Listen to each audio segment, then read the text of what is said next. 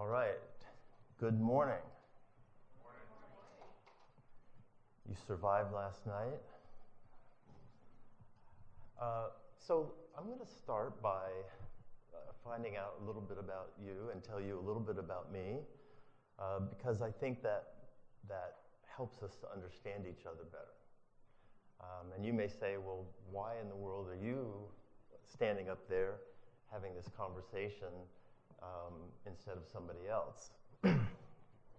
So foolish me, I signed up for it. And so I grew up about 100 years ago in a little town in Vermont and attended a one-room schoolhouse that had no plumbing and no running water for the first part of my education. We had party lines. Anybody know what a party line is? We had party lines with a nosy neighbor that would listen to all the calls that were happening and knew all the gossip in the little town. And, you know, when I turned 50, which was a few years ago, I thought, you know, I'm pretty lucky. I'm 50 years old, but I've lived in spaces and in places that kind of only existed 100 years ago. And so I got this idea when I turned 50 to write a book. It's called 100 Years in Half the Time. I haven't written it yet. But, so, you know, I'm a kid growing up. I have two older sisters, and this is all actually somewhat relevant to the conversation, so this is story time a little bit. So my oldest sister, brilliant, skipping grades, teachers loved her. My next sister, brilliant, teacher's pet, everybody loved her. And here comes me. And I couldn't sit still. I didn't want to sit still. I wanted to be out playing with the horses and the cows and the dogs on the 400-acre dairy farm. Why would I sit in this little brown desk? And so my teacher, and I don't know why this keeps forwarding. I probably keep bumping it up. So my teacher would say, you know, how come you're not as smart as your sister? And how come you're not as nice as your sister Karen? And it's like, you're not very good at school, are you? So it created for me this future that I lived into for years and years and years, which is, yeah, you might not be the brightest guy. You can get by, you're smart enough, but you're not necessarily the brightest guy. Something keeps happening. And so I lived into that future for a long time. And it was in front of me. And years later, I decided to, so I've had like 6 different professions. I've built houses, I've got elementary ed degree, I've got a degree in computer engineering, and it wasn't until, so I stepped back, so I decided to go into elementary ed because I figured I could at least teach math to first graders. I could be smart enough to do that, right? I mean, 1 + 1. And long story short, I graduated from education school in the 80s, and there was a glut of teachers. There were so many teachers that I couldn't find a job. And I had the opportunity to go to a hospital-based x-ray program. So I said, well, I'm not doing anything else.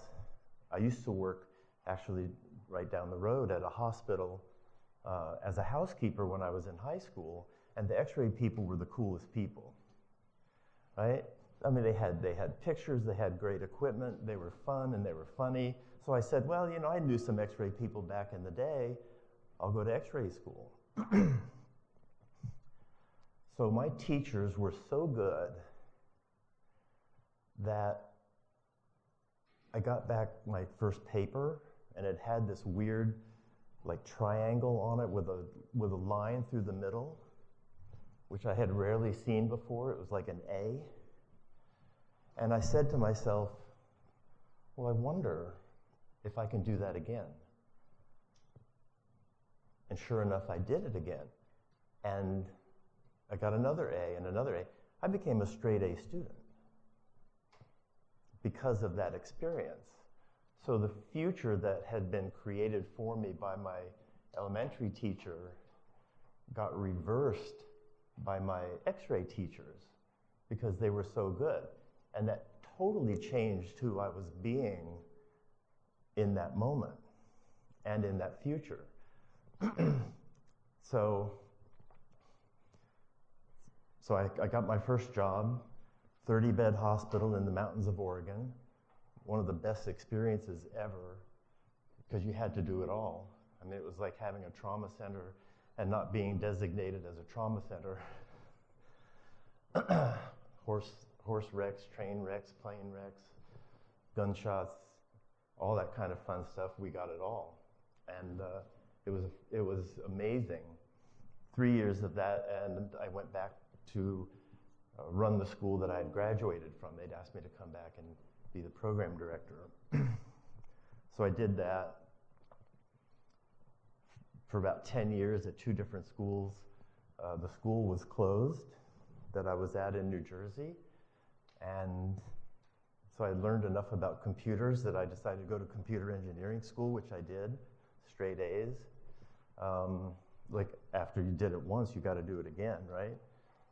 And then there was an opportunity to work for the University of Pennsylvania Health Systems as a systems administrator. And this was before RIS and PACS. We had a homegrown RIS. So I got that job because I had a background in radiology and I had the computer experience at that point. So lo and behold, shortly after that, the manager of the offices was leaving on maternity leave and decided that she wasn't coming back. So I applied for and I got that job. Now, I'm going to pause there because that will bring me to part of the conversation that we have about leadership. So what I'd like to know is who you guys are. Those of you who are willing to share, how many of you are imaging professionals as part of your history? What brand? Ultrasound, X-ray, CT/MR? Okay. Okay. Others? Okay. Good. Anybody else? Okay. And y'all are crazy enough to get into management, which is why you're here? That's what got me. I was a lady of accelerators. I said, I think I can go into management. Yeah, are you crazy?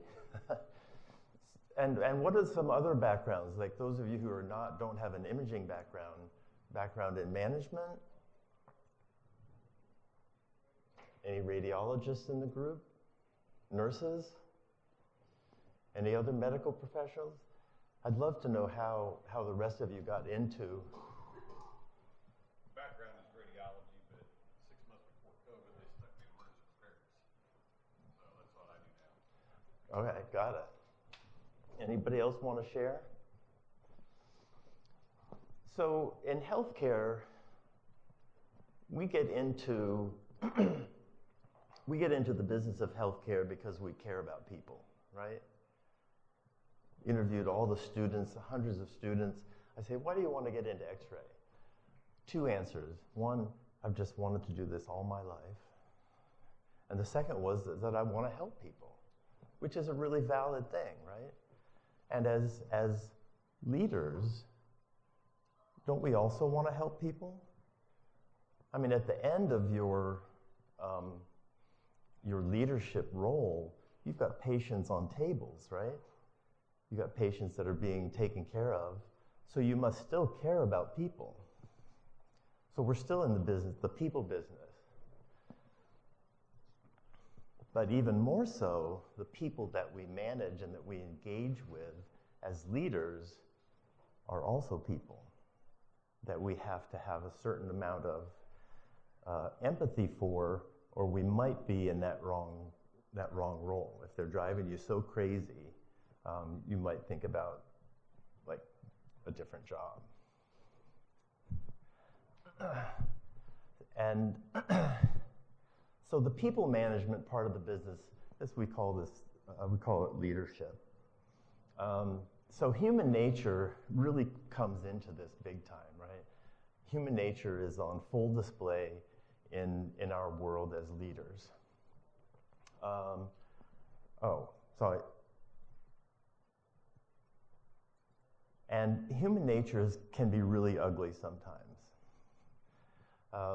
So there's several aspects of being of human nature that are brought out in the book that I chose to use as the basis for this presentation, and they are people just want to be right,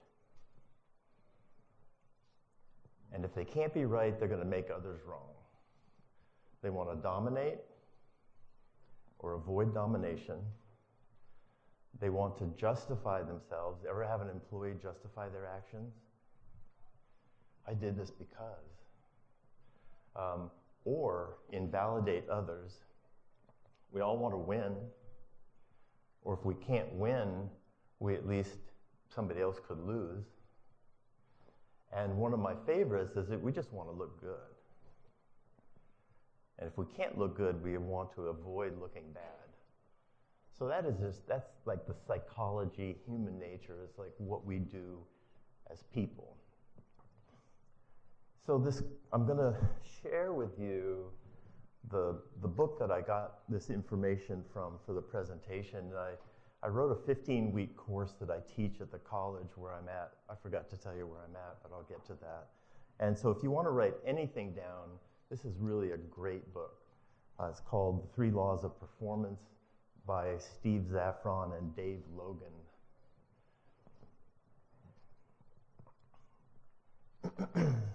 And I don't get any royalties.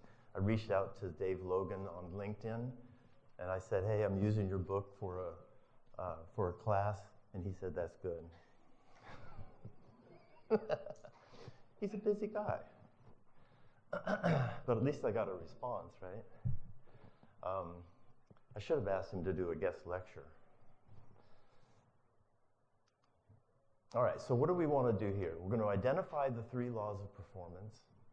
We're going to describe each law. We want to explore each law and apply it to a work or a personal world, real-life situation. Then we're going to differentiate between positive thinking and creating a future that did not exist before. Then my goal is that you walk away with something that you can use. So I want you to relax. I want you to just don't worry about taking notes. If you do want a copy of these slides, I think we can make arrangements for you to have them through ICE. They'll tell me how to make that happen.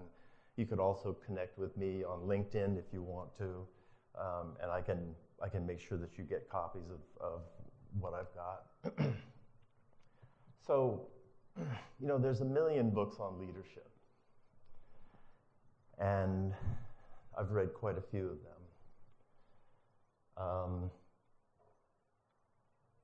The conventions that are used in this book bear at least a conversation so that we can talk through each one of those laws. And they're a little bit unconventional. Now, you're okay. Your practice is okay. If you don't do anything, it's going to be fine. Unless it's not. Unless you're in really deep trouble. But rest assured that you're fine. So the 3 laws are this. How people perform correlates to how the situation occurs to them. 100% of the time. People act in the way that the situation occurs to them. And the second law is how the situation occurs arises in language. We talk about it. It's very natural. One of the keys to leadership, though, is to understand that future-based language transforms how situations occur. So in theory, these three laws do not work.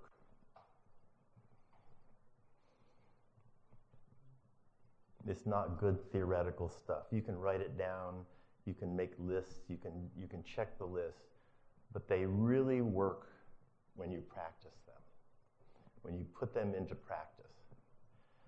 So I want you to think about something that's a challenge for you in your work or in your personal life, because an application is the only way this is all going to make sense to you. So just take a minute, think about, like, what's that employee or what's that situation at work or in life that just needs to work better than it currently does.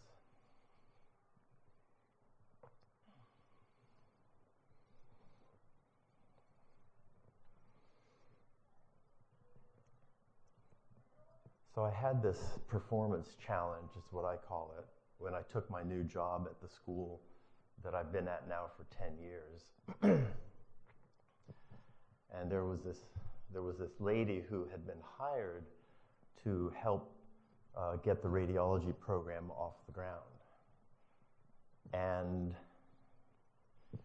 she didn't like me, or at least I perceived that she didn't like me. And I always approached her and my meetings with her in that way. So the situation occurred to me like, she doesn't like me. So how am I going to react back to her?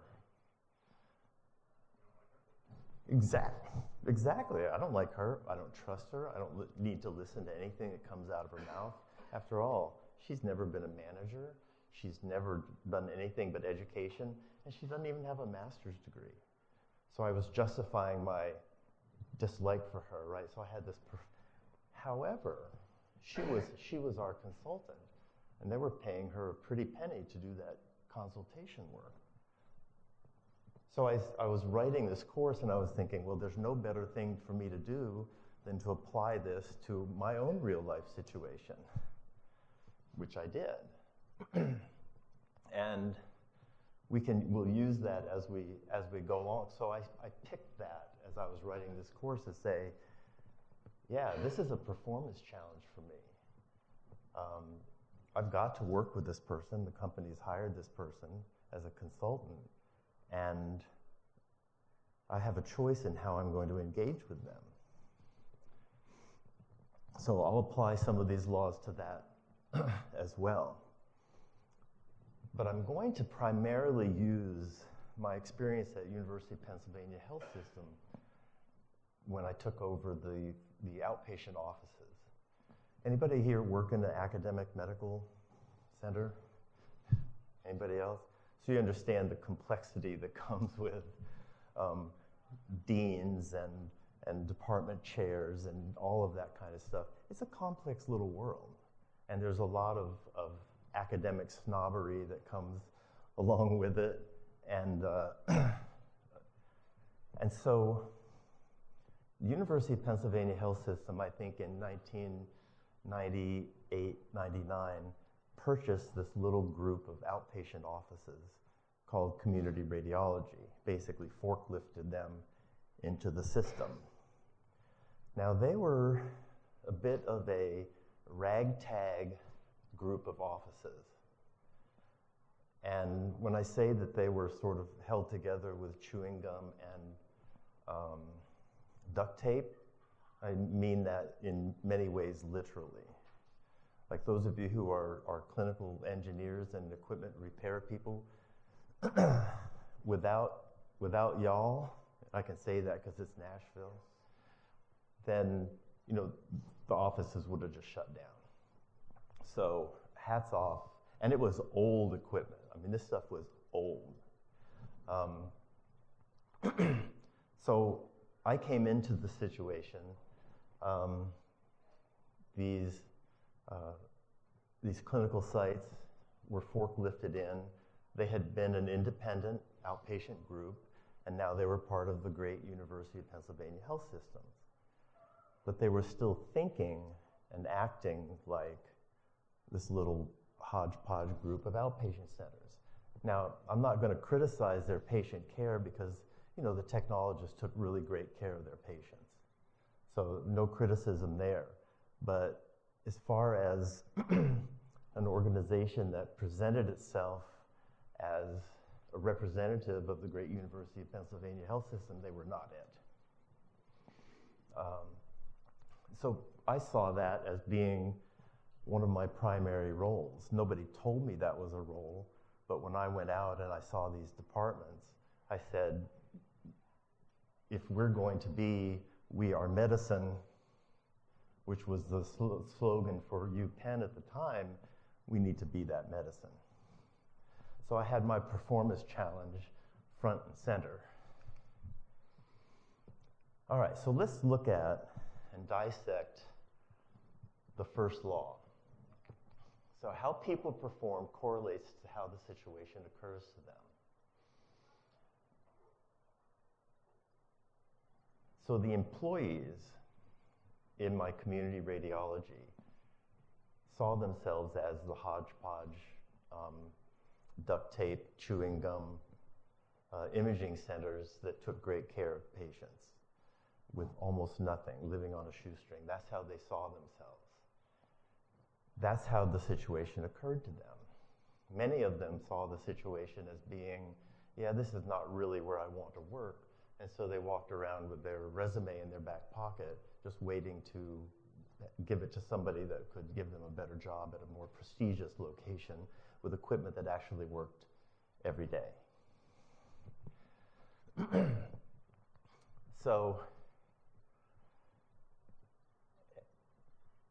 your situation occurs. So I remember I told you about being in grade school and my teacher kind of saying, yeah, you're not so great, and me taking that on. So that situation occurred to me in that certain way.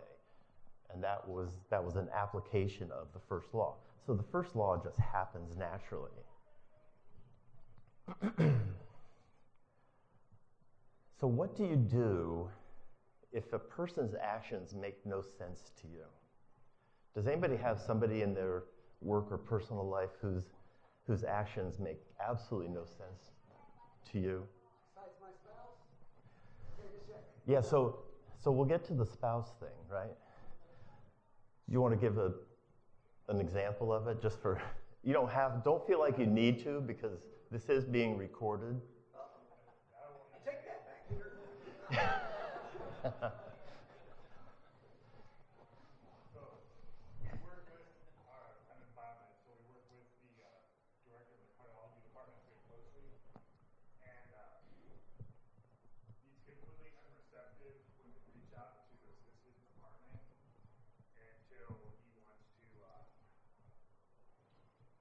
Nice way, say, throw us underneath the bus for stuff that we keep on reaching out, especially when we're planning new construction, reaching out for, do you want, how's this going to be clinically used, how do you want it set up, how do you want your video feeds, all this, until basically I have everything buttoned up, all the cable pulled, and then he wants X, Y, and Z done after basically everything's been signed off and Oshpod's already done the walkthrough. Makes no sense. And you're saying to yourself, I would never do something like that. Because it really doesn't. But do you get that it may make sense to him? Or is it a her? Him. Yeah. And still, I don't know how it would make sense to him. Okay. Anybody else have a person other than your spouse that whose actions make absolutely no sense to you?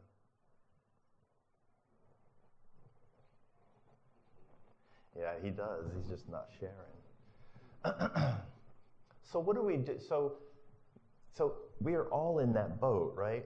We all live in this silo of our own humanity, and we think that the world exists as we see it. We believe that what we see about that our occurring world, that it's right. I mean, it's right to me. It was right to me to question this consultant that didn't have the education, didn't have the experience. I mean, I was right about that. Remember that previous slide, always wanting to be right? Well, I was right about that. So what do we do when somebody's actions that we're now closely related to, whether work or personal or what do we do when their actions make no sense to us?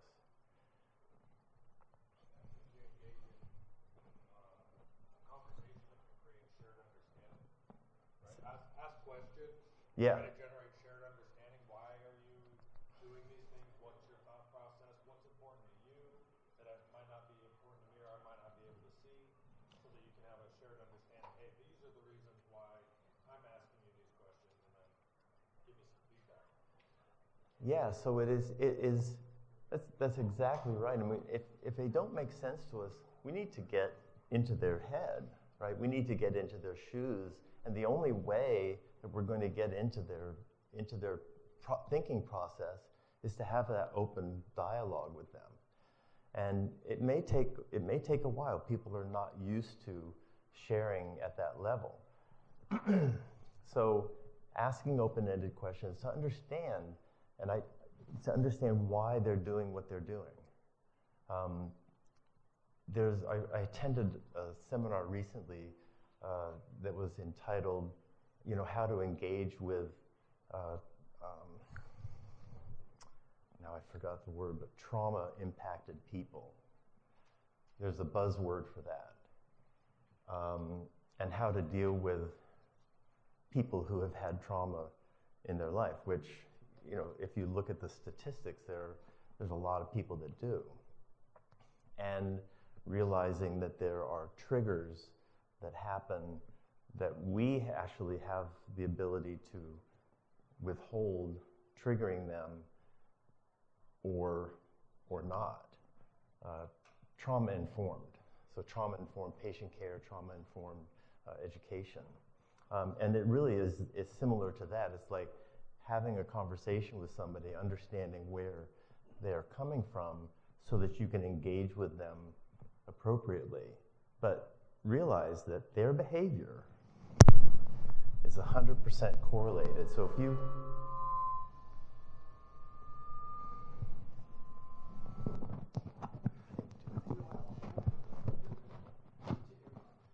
if you did it get louder? Yeah. All right. Sorry about that. Maybe audio will come in and try to fix it.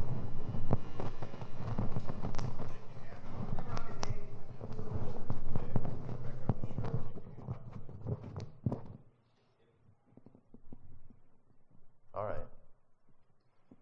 Solving problems. So understanding that first law. So then there's the second law. And the second law is that the situation, how the situation occurs to people arises in language. What do we naturally do? We talk about it. And so how do we know how the situation is occurring to people, whether it's our employees or our patients or our spouse or our friends? They talk about it. And they use conversations. And this sucks. Oh, this is the greatest place to work ever. They talk about it. So you know how the situation is occurring to them because they talk about it. They're saying it. So when you're listening to those conversations, you know what's happening. So the language is usually descriptive, and it is showing how that situation occurs. So do you think you have any control over that as a leader? Since you brought up language, my wife and I work with the deaf, so I'll teach everybody some sign language here. And this is a sign for perspective. And so I'm always thinking, well, here's perspective on this. Because I got blind spots. So I'm saying, can you show me how you see this and why you see it this way? And that helps me not be so defensive and irritated. Yeah. So you can gain that perspective, but do you have any say over how that situation occurs? I'm going to suggest that you might. So how the situation occurs mostly is given to us by our past. Our past dictates how we engage with the world around us, for the most part. You know, my past when I was younger, as the kid that's not so smart, that's how I engaged with the world around me. When I became a straight-A student, I engaged with the world very differently, probably a little more arrogantly, which was also not helpful. So it's mostly given by our past. So community radiology, they had a past, right? They were this little group of imaging centers that were taking care of patients that had really lousy equipment, but people that loved other people and taking care of them. That's how they held it together, and they were scrappers, and they were like, yeah, we can fix this thing. I had one of my managers that would take apart equipment and try to fix it herself. I know. And then when she couldn't, then she would call the service people, right? Exactly. So, so we do this thing as human beings called running rackets. Anybody familiar with racketeering? Like this thing that happened back in the, I don't want to know if you've been involved in racketeering. So racketeering, and then how we apply it here, is back in the day when Prohibition was happening and there was no way to buy alcohol, people would set up like fronts. They set up a candy store or a bookstore, and in the back you get the secret knock, and you could go back and drink and gamble and stuff like that. So that's where this term came, and how it's applied is that we do things as human beings that are running rackets on each other. And I'll give you, and it's a little bit sinister how we do it. And a racket is, so there's 4 elements to it. There's a persistent complaint, there's a fixed way of being, then there's a payoff, and the payoff is nasty. And then there's a cost. So, you know, inside this second law, where all of your occurrences are arising in language, we all talk. So it's a disguise for something deeper. So as managers, it's helpful for us to look, because we have them, we can identify them in others, groups of people have them. Ever have somebody from one shift complain about another group from a different shift? So you have a second shift or a graveyard shift that complains about how the department was left, or maybe it's the day shift that complains about how the night shift left the department all a mess, and the x-ray rooms are terrible, and the sponges are in the wrong place, and I can't find this because those night people, they just don't care, and nobody here to watch them and all that. So groups of people also have these rackets. So I'll tell a story on my own. Let's say that you and I are friends, and you've got a car that has 4 bulb tires, and you just don't have the money to put tires on. And I say to you, what's your name? Joe? I say, Joe, take it down to the Jiffy Tires, and I'll buy you 4 tires.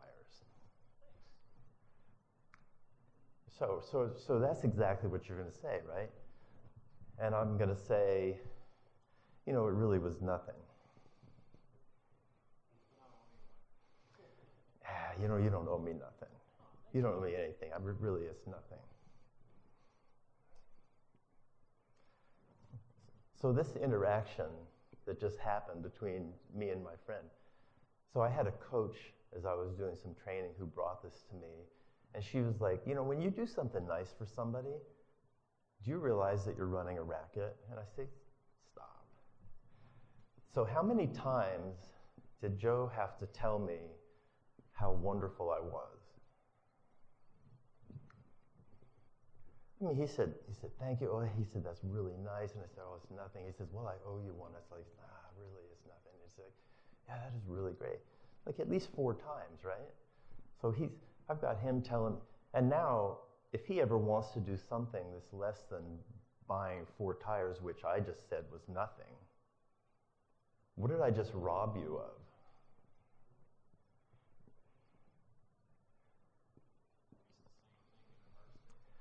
Yeah, it's like you can't even buy me a cup of coffee. Because buying 4 tires for you, that was nothing. So unless you buy me 4 tires and a cup of coffee, like you could never be as great as me.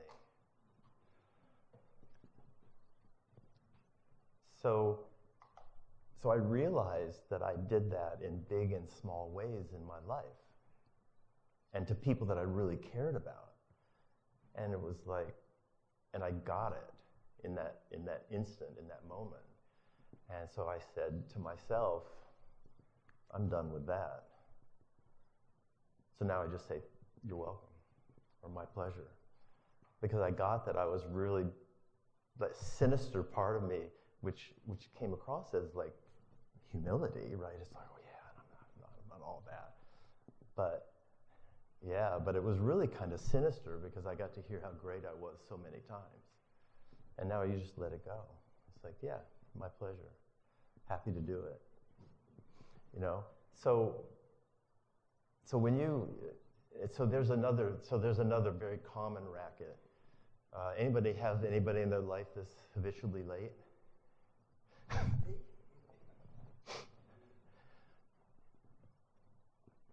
Come on, everybody has it. Anybody have somebody in your life that's like a low talker? So what do you have to do when somebody talks low? What if you can't read lips? What's that? You do have to get closer. You gotta, like, everybody, shh, Ted's talking. What did he say? What did he say? Oh, yeah. That's a racket if I ever saw one. It's like I have got to have everybody so focused on me because I'm talking quiet. That is like, that's sinister. And what about the late person? What about the person that's always late? If that's you, you don't have to raise your hand.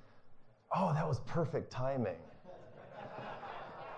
So now, what is everybody focused on? I was not late, I was early, okay? But that's what we do with late people, right? So the persistent complaint could be, yeah, my wife, she is always late. Never puts on her makeup in time. I'm always waiting, and we can never get out to a place on time. And so there's this fixed way of being that you have in that relationship, right? It's like, here we go again. Right? Late again, tapping your foot.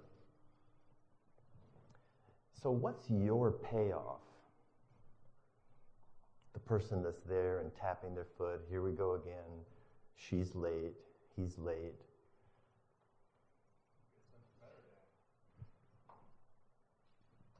Yeah. You get to be better than them. You get to be, well, I've been ready for 10 minutes. I'm always ready 10 minutes before you.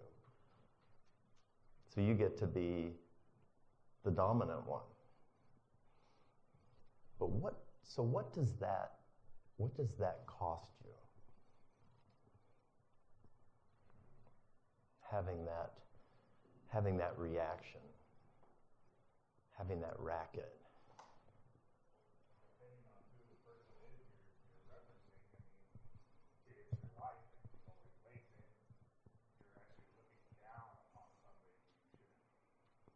Yeah, it's costing you that affinity, right? That closeness. So do we ever do anything like this at work? so you don't have to answer that question. But people run rackets at work, and they are very costly. But until you're present, until you are really, really present to what it's costing you, like I realized that my relationship with my friends, who I basically forced them into saying how great I was over and over again, that was costing me. And once you're really present to that cost, it's like change happens immediately. People say that change is hard. I say it's not.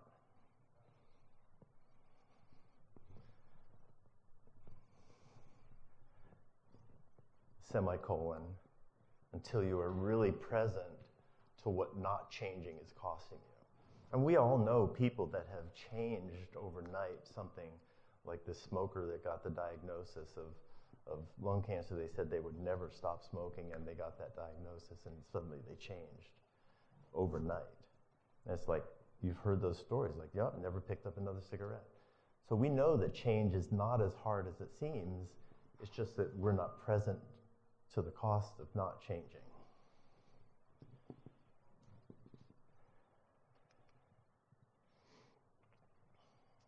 Oh, well, I'm ahead of myself. So, performance. Performance at work. Performance in relationships. Performance in sports is everything.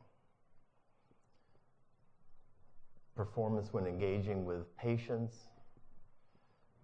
is everything. So you can be the best dribbler in the world, but if you're not shooting the ball and getting it through the hoop to put the points up on the board, your performance is irrelevant.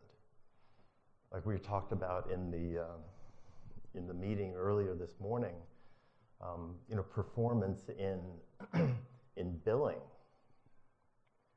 That hospital was leaving like millions and millions of dollars on the table because they were not billing correctly.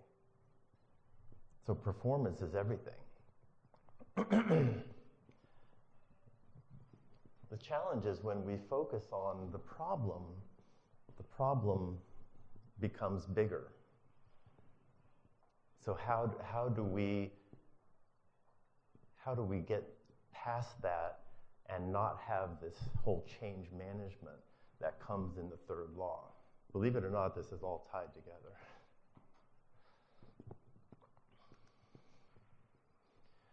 All right, so here's the third law. Future-based language transforms how the situation occurs. Future-based language transforms how the situation occurs.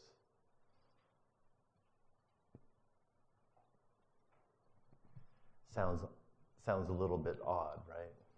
Anybody ever heard the term future-based language before? Now, we use it all the time, and we've seen it used all the time. But as a manager, your ability to master future-based language can make a difference in how your department runs.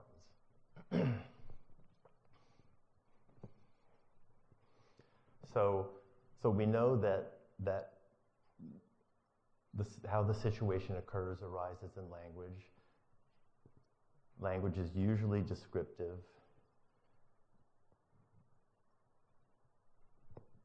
Now, what if we can flip that on its head?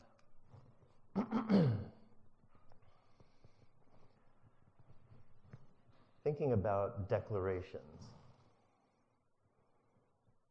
Declaration of Independence. Anybody know about when that happened?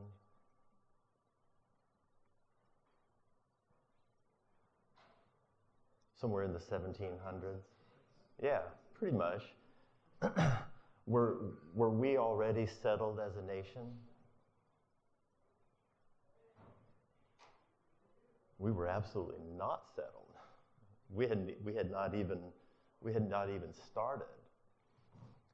But that declaration created a future that the leadership at that time was able to rally people into a future that did not exist simply by those words, and putting themselves at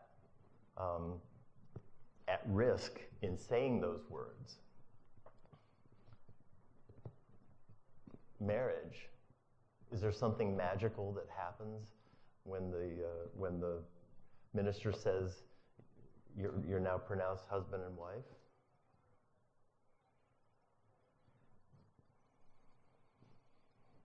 Or what about the will you marry me? Does that alter how you live into the future? Does it? So at that moment of saying, hey, will you marry me? And the person says yes, has anything changed? I mean, like, actually? Are they now owning a house together and have 2 kids and a car in the garage? And nothing's changed. But how are you acting in that moment? Assuming that the other person says yes, how are you acting in that moment when there's nothing that's changed? So you're living into that future that just got created by a yes.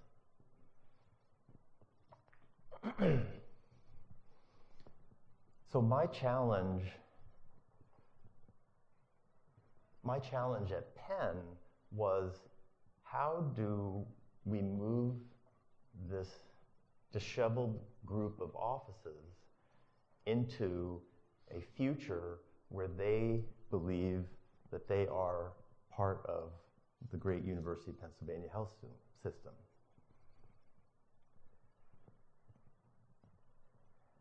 So at that time, the ad slogan for UPenn was "We Are Medicine," and the subtitle for my group of offices was, "Yeah, that's downtown. That's not us." So we got to create this, and how do you do that? So how do you do that in a group of people? You come into this group of people, and they're used to doing things a certain way. How do you start that that conversation? Well, I'm going to use one more example. So just to illustrate how that future-based language changes how you are being at that moment.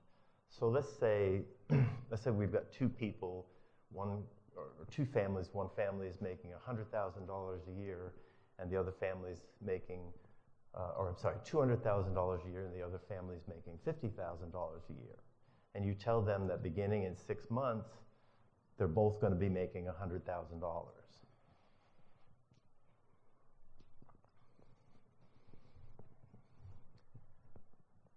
It hasn't happened yet, but how are the people that are making $200,000 going to feel about 6 months from now only making $100,000?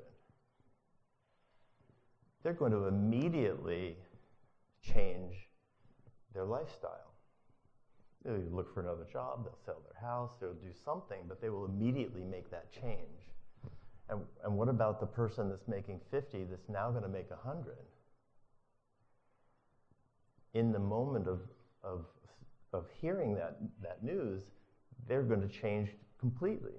They may go out and buy a car, they may put stuff on credit, but their life is going to change, and their behavior is going to change, even though that event has not happened yet.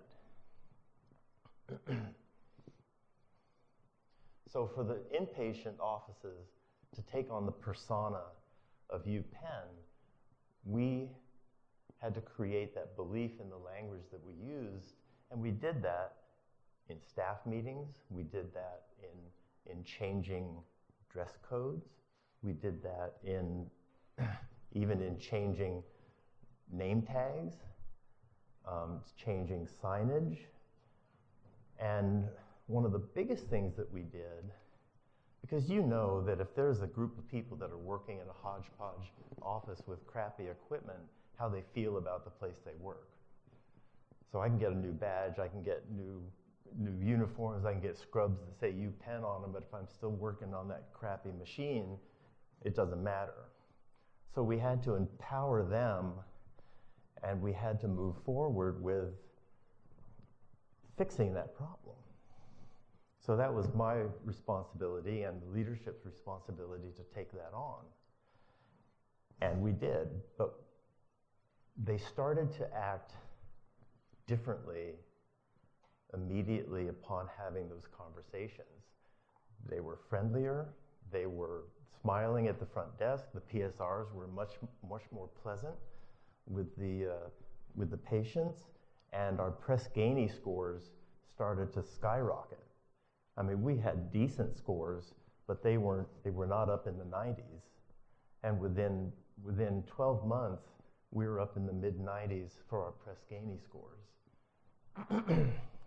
So creating that,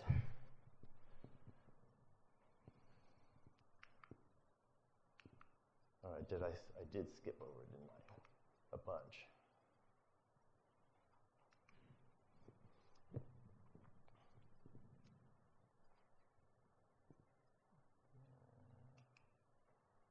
Yeah, okay, so here we are. So we took on that persona. I gave them the power, the leaders, the local leaders, the power to define how their office was going to move forward. And that also empowered them to feel like they were in charge of their own destiny. So this happened overnight? No. The attitude changed almost overnight because of this third law. Creating that new future, that attitude changed almost overnight. I had one gal that gave me her resignation right after I took over, and I said, well, I'll accept it, but I'll tell you that we're building a department that you will absolutely want to come back to. Within a year, she said, I didn't believe it was possible, but I heard because of my friends of what was happening here, and she says, I want to come back. And in fact, she did, and last time I stopped by one of the offices, she was still there. She says, I'll never forget it.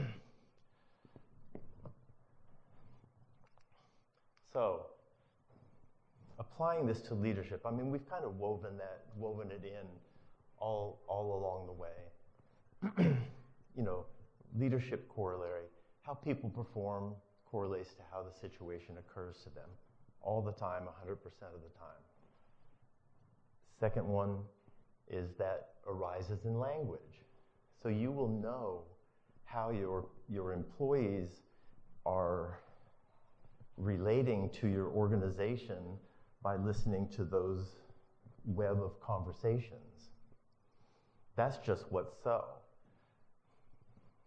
Do you ever have people in your department that come to you and say, you don't know this, but everybody's talking about X? This thing that might be going on in your department. So do people hesitate to talk to the leaders sometimes? Yeah, I think pretty frequently. I mean, this happens in the place that I'm working even right now. They're like people don't talk to the C-level folks because they're like, wow, they're not going to listen anyway. So engaging in such a way that opens that door to people coming in, and just opening your door and having this open door policy in your department is probably not enough. You're going to have to go out into their doors and listen to their conversations and be part of their conversations so that you can really understand what's happening. And that also is going to take time for them to trust you, right? So this one thing, to have the boss stop by and do X, Y, and Z. It's another thing if you go there on a frequent enough basis to gain their trust and to listen to them and to act on the things that they tell you, right? Because they will. If you listen long enough and carefully enough, they'll tell you exactly the problems that are in the department. Now, they may not all be correct, but when you listen to those and then you're able to act on those, or give them, better yet, give them the power to act on them as a department, you will start to gain the respect, and it's a big deal, and it does take time.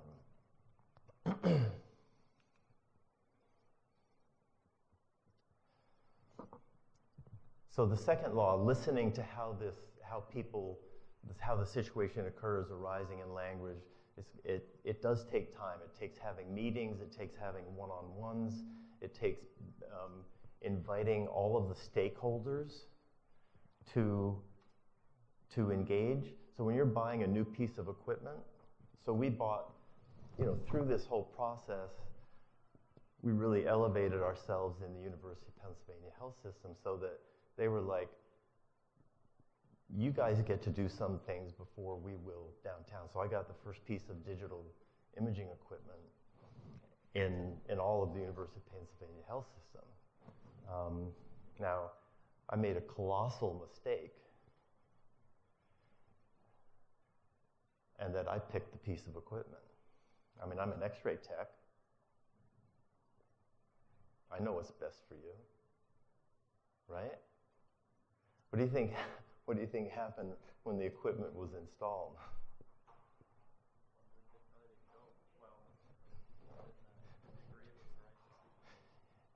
They avoided that room like the plague. And I'm like, why isn't anybody using this piece of equipment? I mean, it's brand new, it's digital, it's like, you don't have to go to and deal with cassettes and all that stuff. You just take the image and move on. It's like, we don't like it.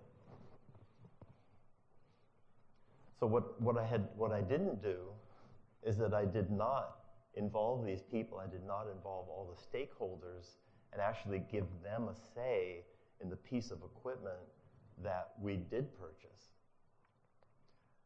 So imagine if this very same piece of equipment, it was decided that that was the one that was going to buy, but it was the senior tech on the floor that made that decision.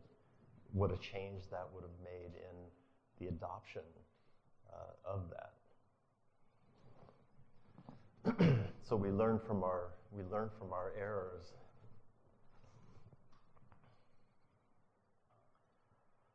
So empowering people. So a good leader, at least this is my opinion, a good leader will empower his people and not let it go in a complete sense, but let it go to a great degree. Because what if I had disagreed with the piece of equipment that the lead tech ultimately decided to buy, and yet everybody was clamoring to use that room? If I didn't agree with it 100%, at that point, who cares, right? Because it's getting the utilization that we wanted to have and the throughput for the patients. They weren't waiting for cassettes anymore, so I could just boom right through that room. Would have made a huge difference. So sometimes we have to let go of decisions and let the people that are going to be using them, because that also empowers them and totally changes the conversation that happens.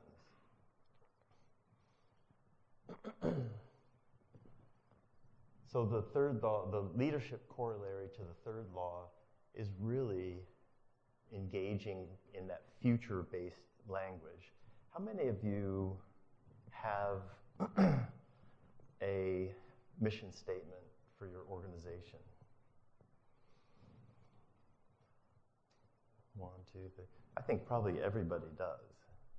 So the second question is, do you know what it is?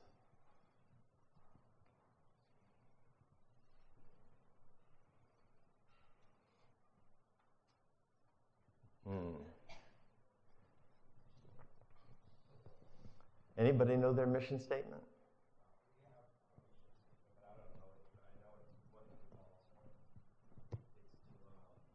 Develop talent, grow the business, relationships, to develop trust with the customer base. There's a whole.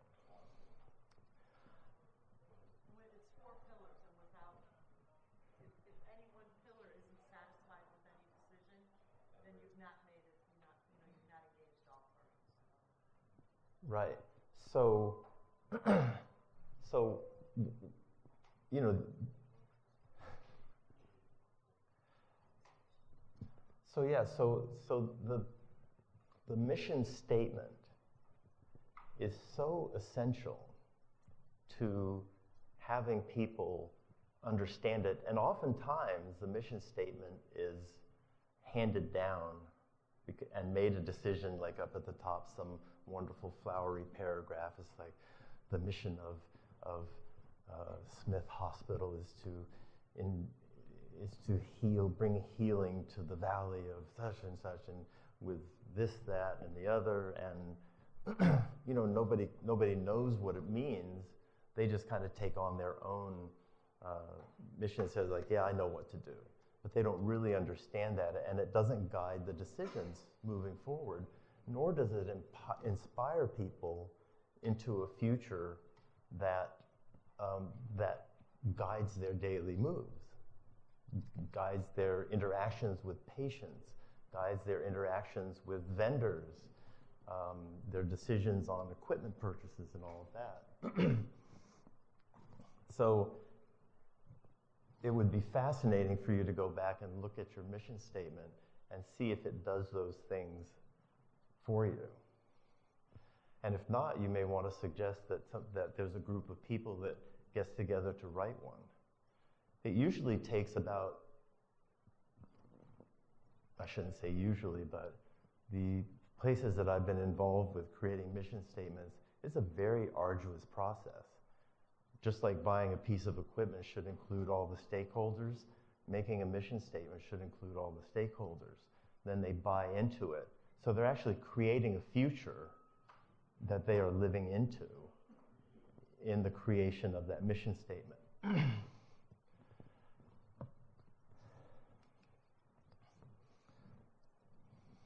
All right. So I say back to integrity. This is the first time we've talked about integrity. Integrity is often used as a battering ram for people and a way to dominate another person. And have you ever had this conversation where you said, yeah, that person has no integrity? Meaning you're attaching this moralistic approach to, yeah, that person's not doing this thing, and I'm better than they are because they have no integrity. As a manager, and this book actually dives into it quite a bit as well, that to remove the moralistic aspect of integrity and return it to just whether something is functional or it's not functional. So a bicycle after it's been manufactured, it's rolling down the road, it has integrity, right? It has the integrity that was built into it when it was built and it came off the factory line. We don't think of it as being a bad bike or an immoral bike or anything but a bike that goes down the road. Now you hit a curb with it and that front tire gets a little wobbly because the wheel's a little wobbly, suddenly it lacks integrity. Now, does it still go down the road? It probably does.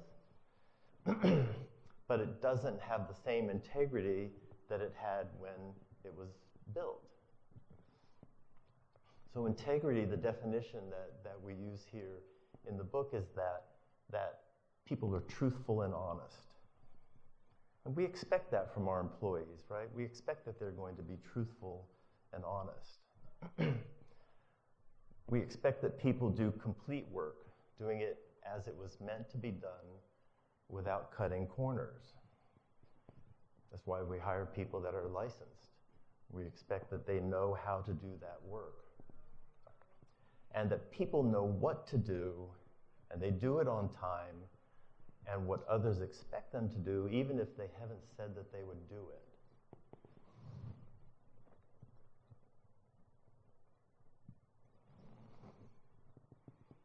And that they keep their word, or keeping your word and honoring your word when you cannot keep your word.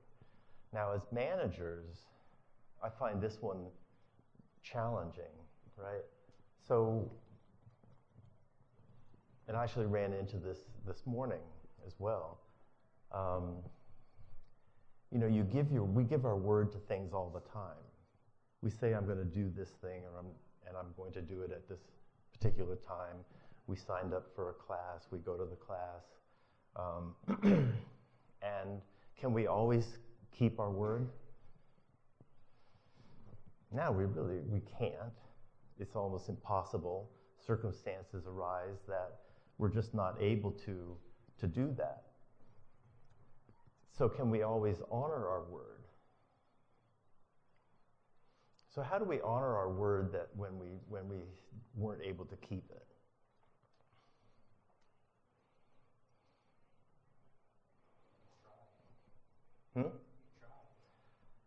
Yeah, we acknowledge that it said, listen, I said I was going to be here at 7 o'clock, and I wasn't here at 7 o'clock. Like, don't leave that out in the ether for people to think about. I did my best, and I apologize, and then you clean up the mess, right? So you honor it by acknowledging what you gave your word to, and we can hold our employees to the same thing. It's like, hey, listen, we expect you to be on time for work. And when you're not, we expect you to clean up the mess that you might have made by being late and give your word to it again. Now, if people have the experience of us that, yeah, they're always late, yeah, I'm sorry I'm late, yeah, I'm sorry I'm late, they start to stop listening, right? So you can't do that very often and not bring yourself into integrity with the words that you commit to.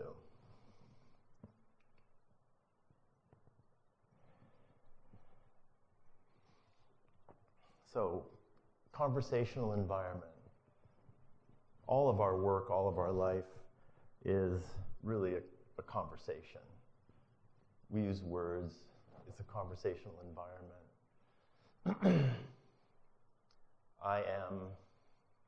Where do you start?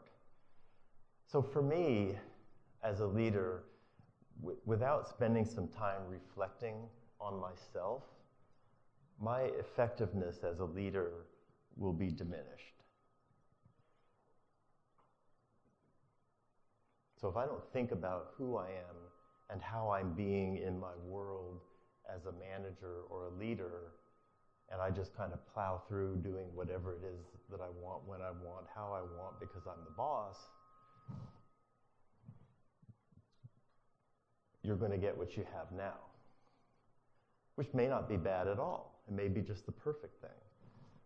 But if you really want to alter that environment, you're going to have to be reflective. You're going to have to think about what you do and how you do it. And you may even want to get a professional coach. Like I told you, I had that coach that brought this racket out that I was doing. I would never have seen that without having somebody looking from the outside. And coaching is a very unique experience. It's not mentoring. It's really more like athletic coaching. So you're giving somebody permission to tell you what you're doing wrong. And then you're committing to them that you're going to listen to what they tell you. So it's a very, very different relationship. Has anybody ever had the experience of having a professional coach?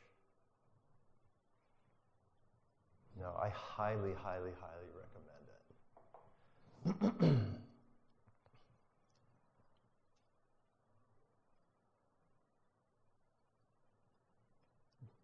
So one of the things that we should be listening for as leaders are those conversations. What are the conversations that are happening? Do you think the people above you are aware of the conversations that are happening in your departments?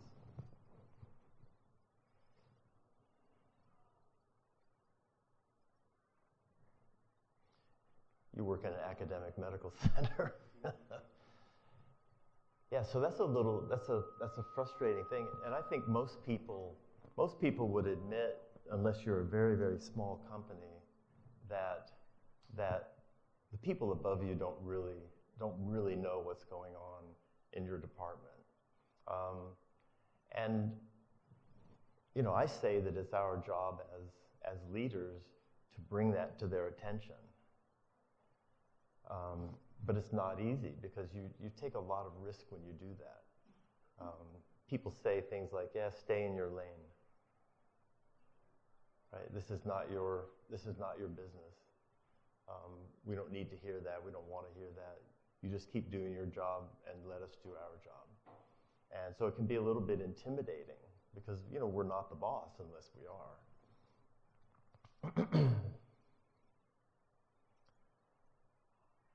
So when you listen to the default future of your organization, so what do you think? Do you think that community radiology would have been fine without me?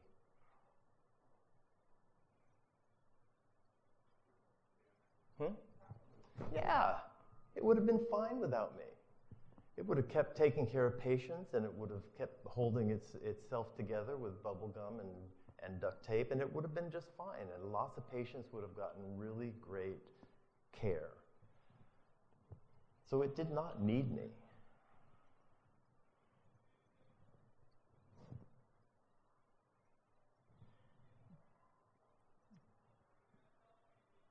So I'm pretty disposable.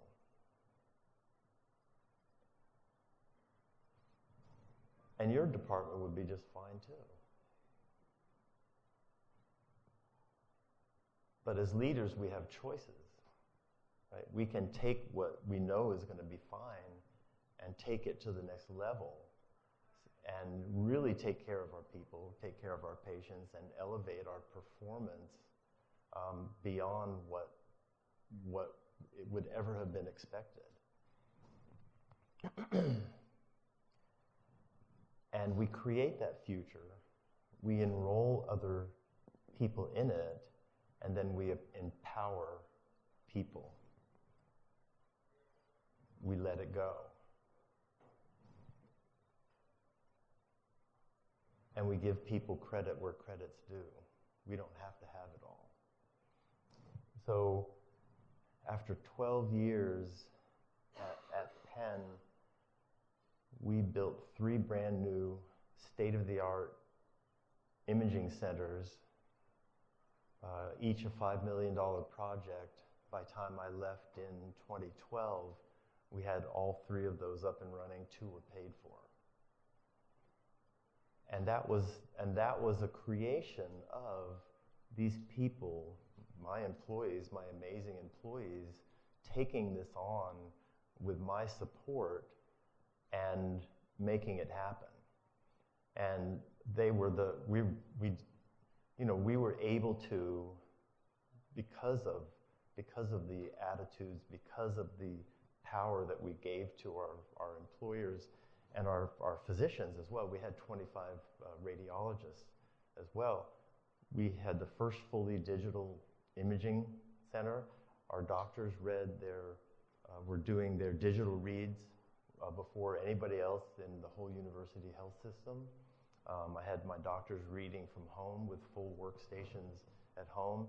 And all of this was possible because of the opportunities that we created by creating that new future. So, any questions or thoughts? And then I'll tell you about a little thing that we're doing in my current job that may be of some interest. Any questions, thoughts?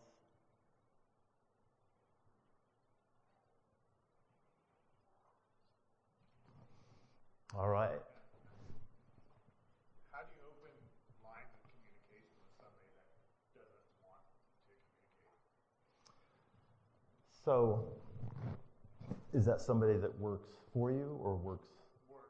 Our department works closely with their. And is somebody in that other department that just doesn't want to open lines of communication?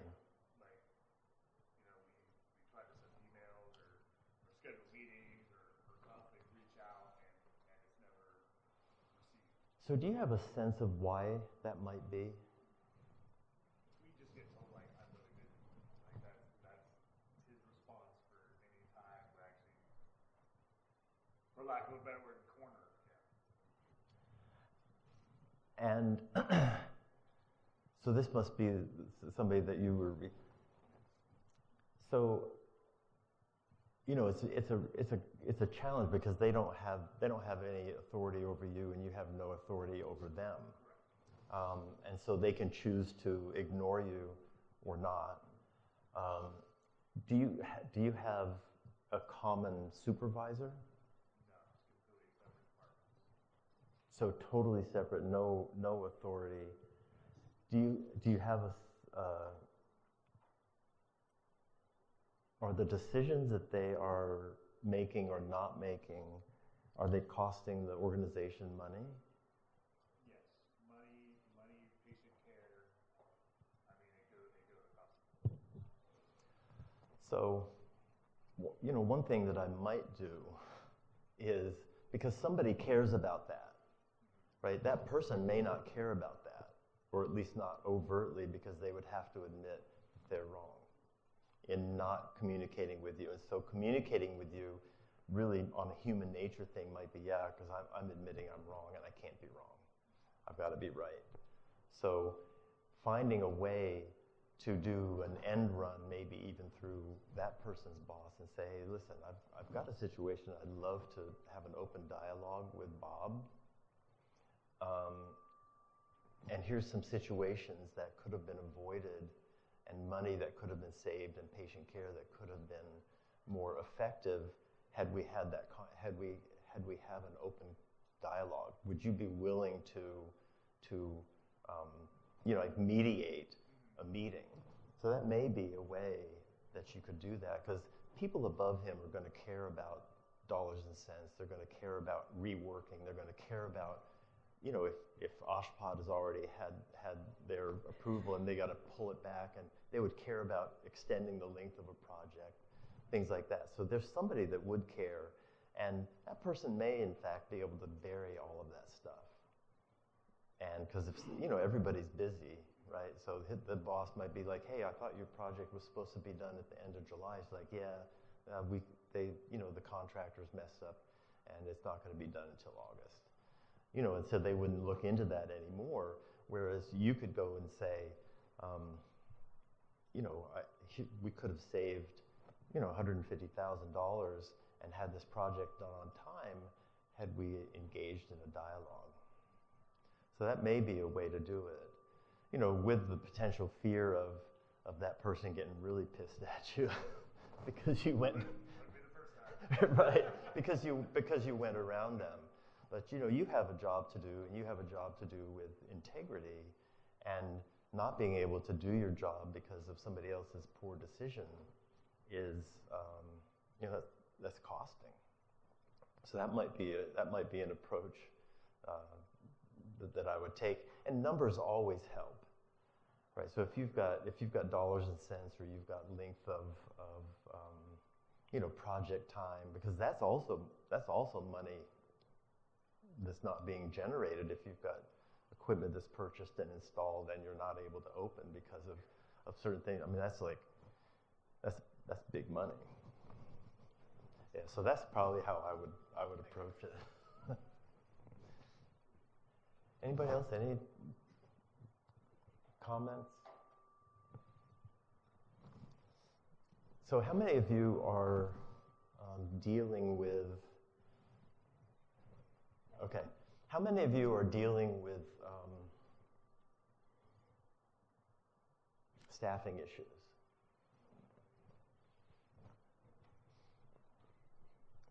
And you're dealing with staffing issues both on the engineering side as well as the technologist side?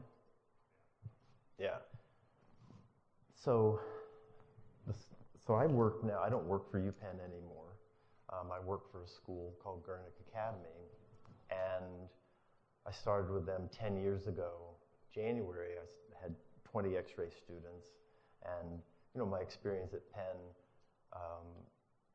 I was able to go in and develop relationships with clinical sites that gave me enough relationships that I've opened 2 new campuses as well as filled the campus that I had started with. So they made me vice president of the organization. I mean, not overnight, but that's where I am now. And you know, I've been in X-ray long enough that I've seen the cycle. It's like, not too many texts. What are you going to do? Well, we're just going to shut schools down, right? How long does it take to shut schools down? 2 years.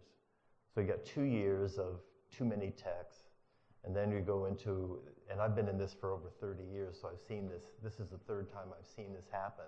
So then you got too many texts, and you too many texts, and suddenly you don't have enough. So what do? Exactly, we open a school. And how long does it take before you've got graduates? 4 years. So you've got a year of applications, and you've got a year of accreditation, and then you've got to advertise, and you've filled the school, and finally you've got, so here we are, we're pumping out students and doing what we do, and we're doing what we do, and now there's too many students. So what do? Close schools. So I'm thinking that, you know, as X-ray people, we're not that bright, apparently. And so I said to my team, I said, well, what if we create a different model? What if we create a model where we develop relationships with clinical sites where we only put 1 or 2 students there?